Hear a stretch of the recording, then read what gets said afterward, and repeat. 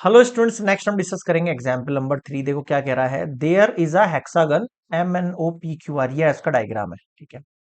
अब ये बोल रहा है ऑफ साइड 5 सेंटीमीटर। ठीक है, मतलब 5 सेंटीमीटर मतलब ये भी 5, ये भी 5, ये भी 5, ये भी 5, ये भी 5, ये भी 5। ठीक है। अब आगे सुनना। Aman and Ridhima divided into two different ways. Ridhima ने बोला मैं इसको इस तरीके से समझूंगी कि मैं यहाँ पर एक लाइन क्रॉस कर सकती हूँ। ठीक है। और अमन ने ऐसा बोला कि मैं यहाँ पर एक बीच में एक लाइन ड्रॉ कर सकता हूँ। ठीक है भाई। Find the area of this hexagon using both method. दोनों मेथड से इसका डिफरेंट मेथड से इसका क्या निकालना है, मुझे एरिया फाइंड करना है। ठीक है भाई। सबसे पहले शुरू करते हैं हम किसमें, रिधिमा के मेथड को।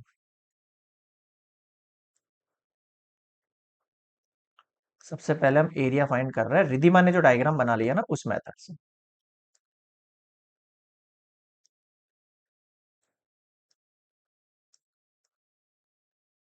रिधिमा ने जो मेथड निकाला है इस तरीके से डिवाइड करने वाला, उससे हम यहाँ पर उसका क्या निकालते हैं, एरिया निकालते हैं। ठीक है। अब अगर आप इस फोकस करो इस डायग्राम को, ये वाले डायग्राम को, तो इसमें तीन पार्ट बन गए हैं। बन गए ना तीन पार्ट, बिल्कुल बन गए हैं।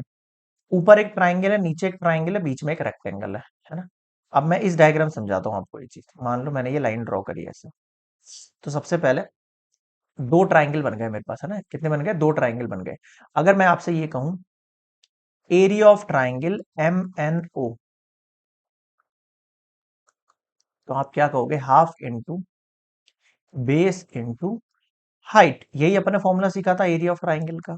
ठीक है भाई, सीख लिया था। अब मैं आपसे बोल रहा हूँ कि इस बेस का जो लेंथ है वो क्या होगा। अब देखो आप इस डायग्राम फोकस करो, इस डायग्राम पे ये बोल रहा है यहां से लेके यहां तक का लेंथ 8 है। तो भाई मुझे बताओ, अगर ये लेंथ 8 है तो ये लेंथ भी 8 होगा, ये लेंथ भी 8 होगा। तो यही तो है आपके पास बेस। अब आ जाओ हाइट पर। हाइट में ये बोल रहा है भाई, ये टोटल जो हाइट है ना यहां से लेके यहां तक, ये टोटल 11 है। बीच में हाइट कितनी है, 5 है। यहां से लेके यहां तक कितनी हाइट है, 5 है। अब मुझे बताओ, अगर ये टोटल 11 है, उसमें से ये बीच वाली 5 चली गई, तो ये और ये वाली कितनी बच गई, दोनों 6 बच गई। भाई टोटल देखो यहां से लेके यहां तक 11 है, उसमें से बीच वाली 5 वाली हटा दो, 5 सेंटीमीटर हटा दो। तो इस वाली साइड और इस वाली साइड का जो सम होगा वो कितना होगा, 6 सेंटीमीटर होगा। तभी तो 5, भाई ये वाली 5 और ये दोनों मिला के कितनी, 6। तब जाके टोटल 11 बनेगी। अब ऑब्वियस ही बात है, इसको टोटल बराबर भागों में पार्ट किया हुआ है, मतलब टोटल इक्वली पार्ट है। टोटल ये क्या है, इक्वली पार्ट है। देखना आप क्या कह रहा हूं मैं। ये आपके पास कितनी है, टोटल 11 है। ये बोल रहा है, देखो यहाँ पे गिवन कंडीशन है ये। यहां से लेके यहां तक 5 हो गई, तो ये कितनी बची, 3। और ये कितनी बची, 3।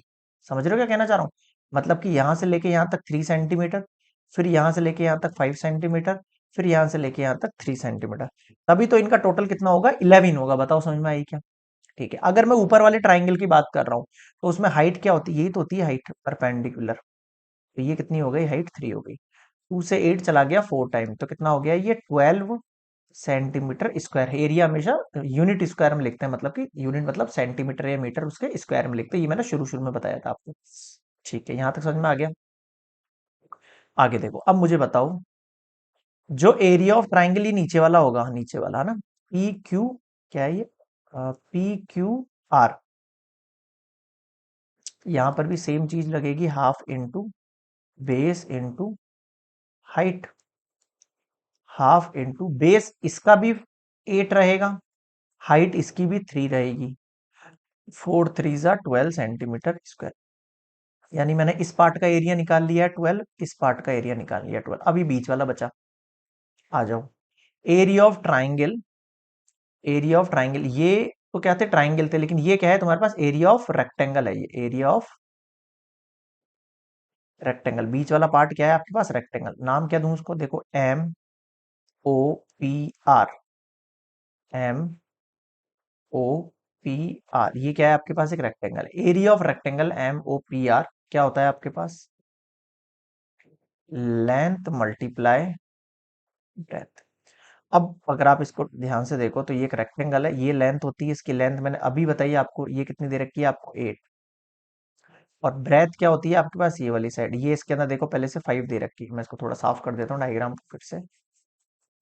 ये देखो, अब दिख रहा है, ये लेंथ जो कि 8 है और ये ब्रेथ जो कि 5 है। 8 5 जा कितना हो गया, 40 सेंटीमीटर स्क्वायर। अब आप मुझे ये बता दो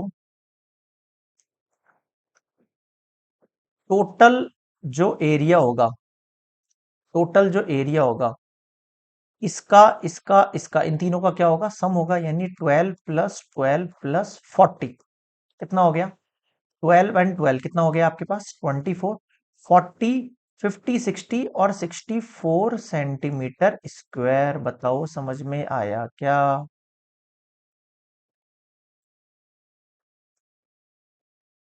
क्लियर है यहाँ पर?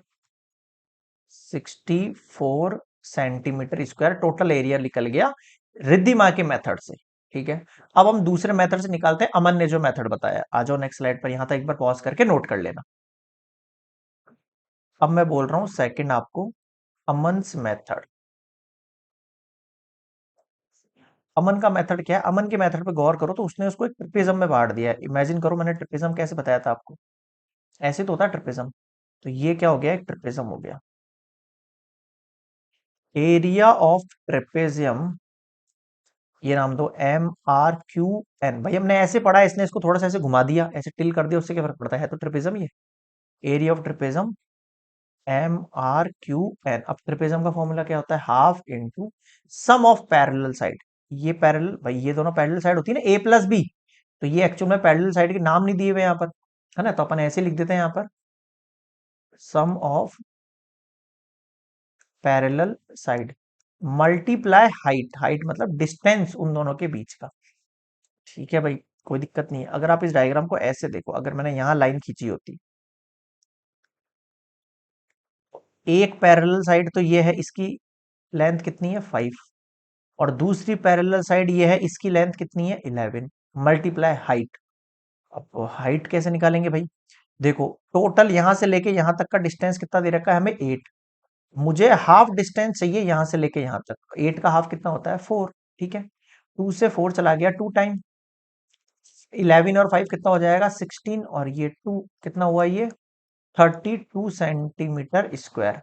लेकिन ये तो केवल इस वाले का हुआ है, इस वाले का क्या होगा, सेम मेथड से सेम चीज निकल के आएगी तुम्हारे पास। समझ में आ रहा है क्या कहना चाह रहा हूं?